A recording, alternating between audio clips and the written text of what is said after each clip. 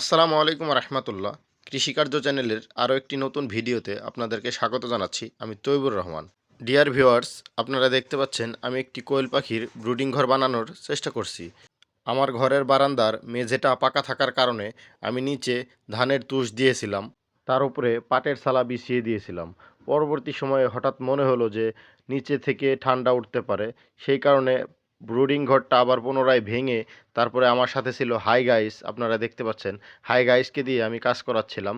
Hi guys প্রথমে নিচে একটি চট বিছিয়ে দিয়ে তার উপরে তুষ দিয়ে দিচ্ছিল এবং পরবর্তীতে তুষ দেওয়া হয়ে গেলে তারপর আমার যে ব্রুডিং ঘরটা আমি তৈরি করে রেখেছিলাম আগেই, সেই ব্রুডিং ঘরটা উপরে বসিয়ে দিয়ে তারপরে ভেতর থেকে তুষগুলা সমানভাবে চারিদিকে বন্টন করে দিচ্ছিল হাই গাইস। আপনারা দেখতে পাচ্ছেন সুন্দরভাবে ও ওর মতো করে তৈরি করছিল। নিচে চট দেওয়ার উদ্দেশ্য হচ্ছে নিচের থেকে যেন ঠান্ডা উপরে উঠে না আসে। চটের উপরে তুষ দিয়ে দিলাম, তার উপরে আমরা পাটের ছালা দিয়ে দিব, যেন পাখির কোনোভাবেই ঠান্ডা না লাগে।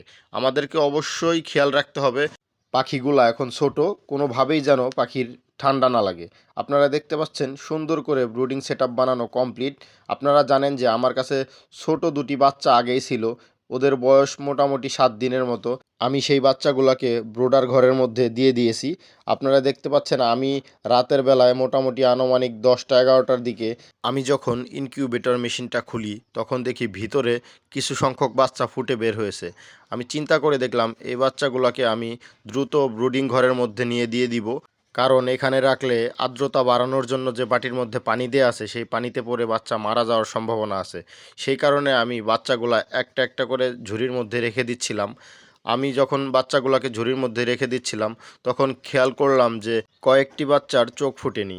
তো আমি ওই বাচ্চাগুলোকে খুবই সাবধানতার সাথে ঝুড়ির মধ্যে রেখে দিচ্ছিলাম, কারণ এই বাচ্চাগুলোকে যখন আমি ইনকিউবেটর মেশিন থেকে নিয়ে ব্রুডিং ঘরের মধ্যে রেখে দিব তার কিছু সময় গেলে অটোমেটিকলি ওদের চোখ ফুটে যাবে। তো যাই হোক, আমি খুবই সাবধানতার সাথে বাচ্চাগুলোকে ঝুড়ির মধ্যে রাখছিলাম, কারণ এই বাচ্চাগুলা ছোট অবস্থায় যদি কোনো ব্যথা পায় বা পা ভেঙে যায় তাহলে কিন্তু এগুলো আর ঠিক হবে না। আপনারা জানেন যে আমার যে নিচের ট্রে ছিল, যে ট্রের মধ্যে আমি ডিম রেখেছিলাম, সেই ট্রের মধ্যে 234টি ডিম আমি প্রথমে বসিয়েছিলাম। তার মধ্য থেকে অল্প কিছু ডিম বাচ্চা ফুটে বের হয়েছে।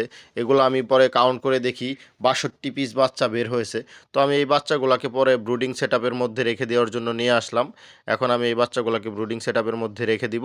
আপনারা জানেন যে আমি বাচ্চাগুলো ব্রুডিংয়ে আনার আগেই সেখানে বাল্ব জ্বালিয়ে রেখেছিলাম, কারণ পর্যাপ্ত পরিমাণ তাপমাত্রার প্রয়োজন পড়বে। এই কারণে সবেমাত্র বাচ্চাগুলো ফুটে বের হয়েছে, ওদেরকে যখন তাপমাত্রার মধ্যে রেখে দিব তখন ওদের ক্ষতি হওয়ার সম্ভাবনা বা ঠান্ডা লাগার সম্ভাবনা খুবই কম।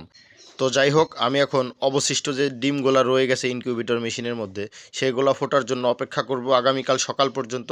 আগামীকাল সকালে ঘুম থেকে উঠে আমি চেক করব। সেই পর্যন্ত সবাই ভালো থাকুন, সুস্থ থাকুন। আল্লাহ হাফেজ।